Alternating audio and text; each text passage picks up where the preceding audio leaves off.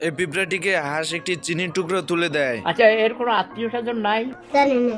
চিনির টুকরাটাকে নিয়ে পিঁপড়া তার রাজার কাছে চলে যায়।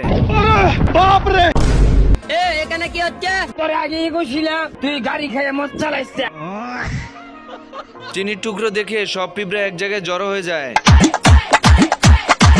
ঢোলের আওয়াজ পেয়ে সব পিঁপড়া এক জায়গায় জড়ো হয়ে হাঁসের বাড়ির দিকে রওনা হয়। এদিকে হাঁস পিঁপড়াকে চিনি দিয়ে চিন্তায় পড়ে যায়, কারণ পিঁপড়া তার দলবল সহকারে হাঁসের বাড়িতে চিনি নেওয়ার জন্য চলে আসবে।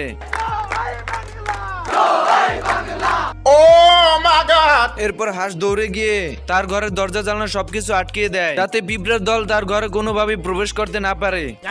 এরপর সব দরজা জানলা আটকিয়ে খাবার দাবার লুকিয়ে জানালার সামনে চলে আসে বাইরে পিঁপড়া আছে কিনা তা দেখার জন্য। বন্ধুরা, ভিডিওটি ভালো লাগলে অবশ্যই লাইক কমেন্ট শেয়ার করে দিও, আর পার্ট 2 দেখতে অবশ্যই কমেন্ট বক্সে জানাবে। এই হাঁস তার গার্লফ্রেন্ডের জন্মদিন উপলক্ষে একটি কেক বানাচ্ছিল। হঠাৎ পিঁপড়া তার দলবল নিয়ে হাজির হয়ে যায় কেক চুরি করে খাওয়ার জন্য। এরপর হাঁস কেক বানিয়ে বাইরে যেতেই পিঁপড়ার দল এসে সব কেক খেতে শুরু করে দেয়।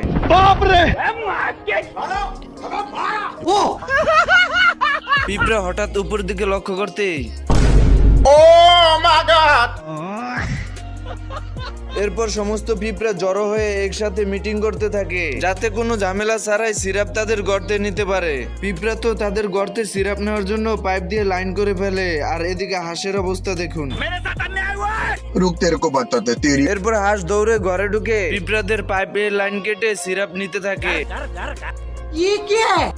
মাথায় নষ্ট মামা।